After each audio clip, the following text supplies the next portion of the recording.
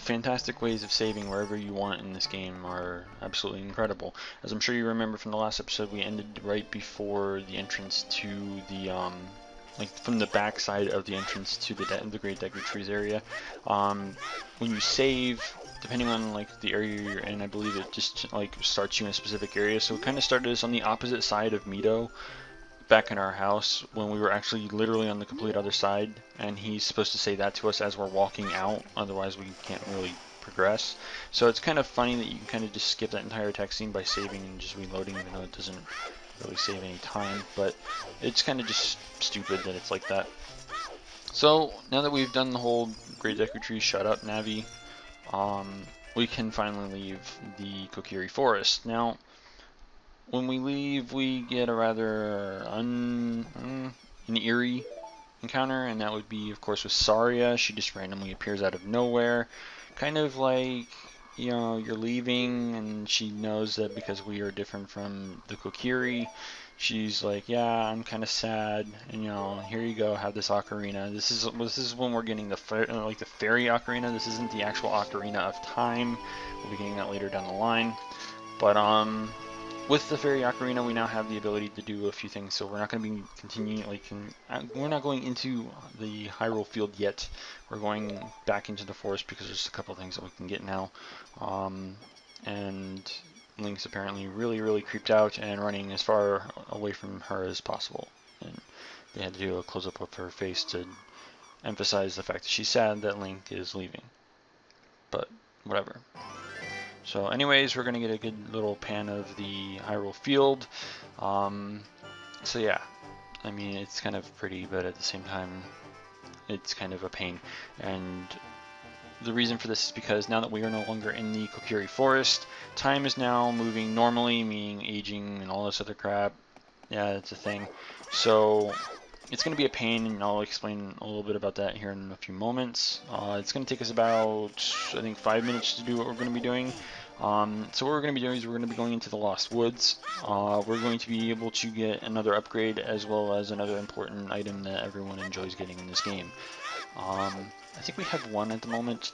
I'm not entirely sure, but we're going to be getting at least one today. Actually, we're getting two, but yeah, so instead of going to the left like we did the original time, we're going over here to the right. As you can see, there's this thing hanging from this little, you know, kind of dead tree. If you pull out your slingshot and hit it, if you hit it in dead center 3 times in a row, as you can see, there's a little Deku Shrub over there, and whenever you hit them 3 times in a row, finally, he'll come out of his little shrub and kind of offer you a freebie. So it's kind of worthwhile to come here and get this. Considering you only have to hit the bullseye 3 times, it's pretty easy. You have no reason to really come and, you know, not get this, so I mean, why not?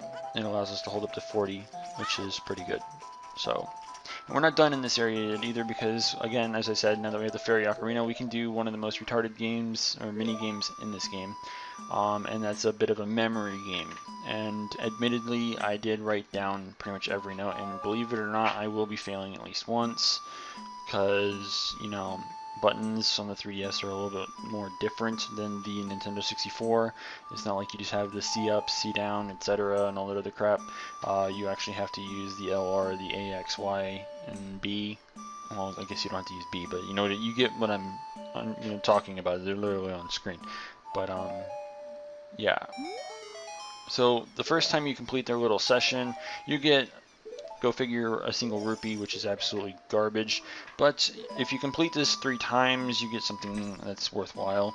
The second time you'll be getting 5 rupees, or a blue rupee, whichever one you're more, you know, accustomed to. But yeah, so I believe we have, the way this one's going to end is going to be X, A, X, Y, R, L. And then the one after that was LRLAYXL. I ended up messing that one up and had to do it again. So, at least I think I did. I'm pretty sure I did, because, you know, my memory and my, you know, like, even though I wrote it down, it's like, oh, okay, I'll just fail this real quick. So, yeah.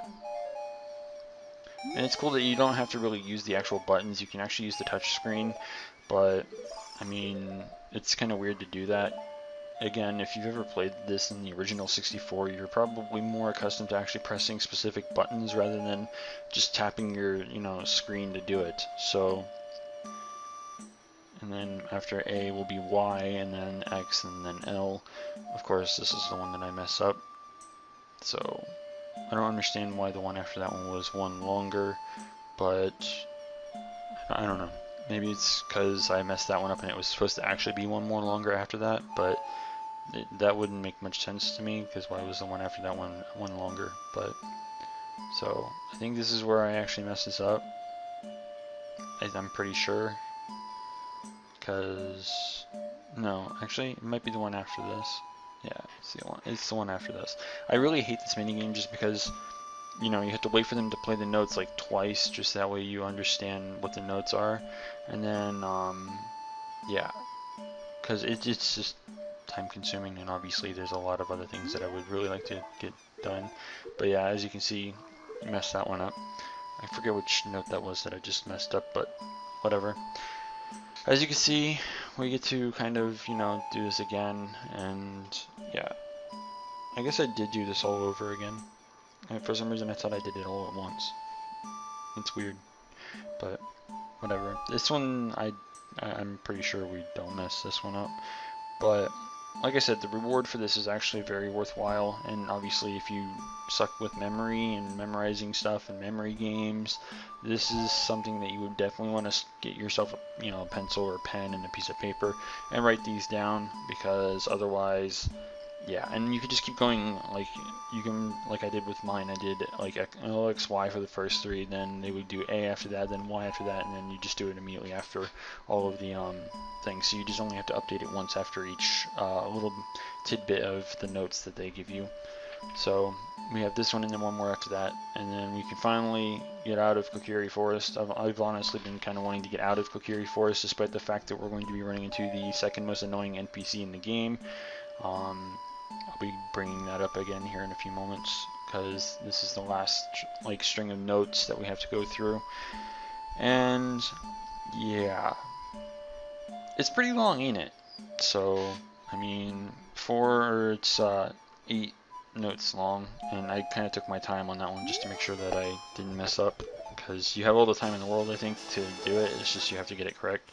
But yeah, you get a piece of heart for doing it, so I kind of do recommend getting it.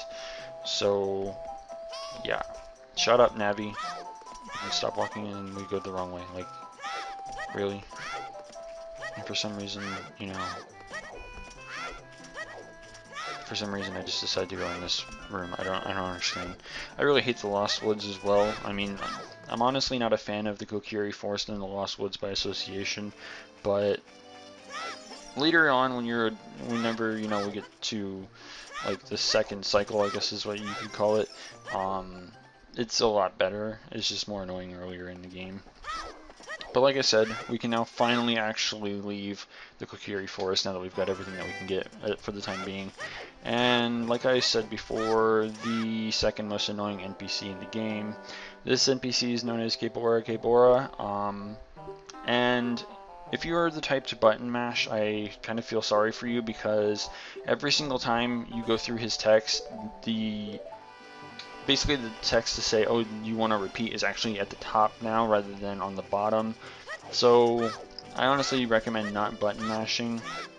So I'm going to do something here, if I can get him to move it correctly, because, circle pad. This is kind of a speedrun type of strat where I guess the back, when you're running backwards like this, it's actually faster than his regular movement.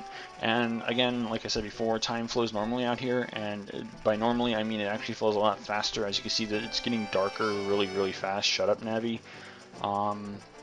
She's basically just going to tell us the same thing that Kebora just told us, as well as the Deku Tree. We really don't need to hear it. But as you can see, and you can look in just in the top of that corner there, you can see how fast the sun is setting. You really want to get into the Castle Town area here before the sun sets. Otherwise, that it will go up and you'll have to wait for it to become daylight again in order to get in. So yeah, Now we're gonna also need some rupees for this.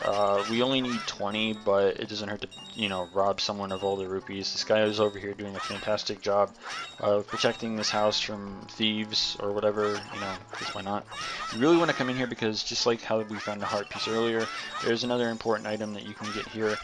But we'll get to that here in a second. Get rid of all these pots. Link's favorite pastime is just destroying pots in random people's houses, because why not? The ones that you see up there, you can't get unless you have. Well, you can hit them with a slingshot, I guess, but there's no way that you can really get them. But like I said, the important item here is going to be a Skullchilla that you can kill for a, you know, the golden token. And then of course we'll just break these crates, get some more rupees, because why not? I mean, there's another little rupee trick that you can basically get infinite from, which is the gate. And if I can, I'll kind of demonstrate it tomorrow or something. So now that we're in the market, I guess this is what I call Castle Town or whatever. There's only one NPC here you want to talk to, and it's this girl, and her name is Malin. She's like the daughter of the person that runs the Lon Ranch, which is going to be relevant here momentarily. But the reason why we needed rupees is because we're not done with mini games yet. Hooray! Except for this one actually costing 20 rupees, which is annoying. So the thing here is if you get, I think, 8 or more, like 8 or 9, then you get a free try. If you get any less than that, then you have to pay another 20 rupees. The rupees are always will appear in the same spot, so get a good feel for where they, you know, like show up at, and you'll be able to adjust to where they show up instantly. And then yeah, thankfully we managed to get this on the very first try. So what you get for this is an upgrade for the Deku Seeds, which is pretty cool. So now we can hold 50, which is pretty nice, no lie. So we still have a little bit of time left before nighttime, and you want it to be nighttime to kind of progress through what we need to do. So we're going to head out into Hyrule Field, and yes, I'm sure that if you paid enough attention, there's another annoying occurrence that we're about to run into. Gebora is here again, and as you'll notice in a few seconds, he's going to offer to repeat himself again if you happen to sit here and just button mash A all day. So yeah, you want to make sure that you press down and then A in order to make your selection. Otherwise you're pretty much screwed, and you'll have to sit here for hours listening to him say the same shit over and over again, and I'm pretty sure no one's got time for that. So anyways, now that it's nighttime, there's one thing that we can do in the market. Try to avoid all the other dogs here and go for the one that's over here in this corner, this white dog that's over in this fucking far corner. You want to get his attention by like running near him, and then you're going to want to run over here into this back alley. There's a woman over here in a house that you can talk to, and she lost her dog, and if you bring it back to her, you get a free gift. So, you know, kind of like a reward for doing it. So as you can see, we did of course get the right dog, and as a result we get another piece of heart. So if we had one already, we're up to 3, so we only need one more to create another heart container, which is pretty cool. But now that it's also nighttime and we've done that, there's nothing else that we really need to do, so we're going to head back out to where we saw Gebora before, and then yeah, you're going to notice that there's something different. There's a little bit of music back here, and it's because Malin's out here trying to kind of find a way to get her dad out of the castle, because apparently he's off loafing around or something, and she's kind of worried about him, so we're going to have to take care of that. And for our trouble, she gives us a weird egg, and she kind of mentions that she was incubating it herself. I really don't want to know how she was incubating it, but I mean, just let your imagination take over if you really want to figure that out. So as I'm sure you've noticed, there's a lot of guards around here, and you want to kind of not get caught by them, so just saying. Shut up, Navi, we don't need you talking right now. We don't want to get caught for whatever reason, even though Navi doing it doesn't get us caught. But I mean, let's be real. I mean, as often as Navi actually talks, I wouldn't be surprised. Hey listen, what the hell was that over there? And then we just get thrown out. So yes, you're going to have to go into the water because there are 2 guards over there, as I'm sure you can see from the, you know, uppermost part of the top screen there. So you want to go down here. You get free rupees for doing so anyways. By the time you get over here, it's going to start becoming almost day again, so I'm going to knock into this tree because sometimes you can get rupees out of it. And I guess none this time, which is a shame. So as I'm sure you've noticed, it's now daytime, or at least morning. So after like night goes by, the egg will hatch and you'll get a free cuckoo out of it. So if you target him and bring out the cuckoo, it'll wake him up, and then you just tell him that Malon was looking for him, and he kind of overreacts quite a bit. I don't know when Mario gained a lot of weight, or when he learned to run like that with that kind of weight. Okay, Navi, let's just, I don't know, maybe we're gonna just get in through a tiny little hole. So yeah, anyways, in the next episode we're going to be heading into the castle itself and finding this Princess of Destiny or whatever and taking care of that. So be sure to stay tuned for that. If you haven't already, don't forget to rate, comment, subscribe, and until next time, this is the PokeGamer signing out.